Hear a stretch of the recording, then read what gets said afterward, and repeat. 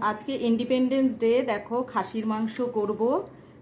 দেখো দেখতেই পাচ্ছ খাসির মাংস আর পেঁয়াজ আদা রসুন এই মশলাটা দেব। আর মানে বেশি গলাবো না, সেদ্ধ করে রেখেছি।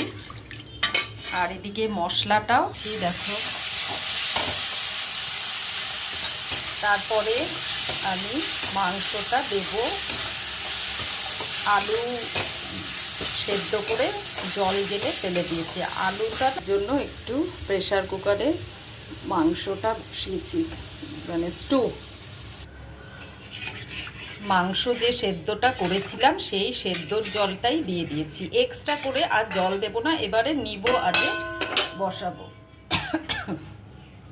দেখো আমার বাবা স্টু পেঁপে দিয়ে, নিচে মাংস রয়েছে। আমাদের মাংসটা পুরোপুরি রেডি হয়ে গেছে, একদম লাল লাল পাতলা পাতলা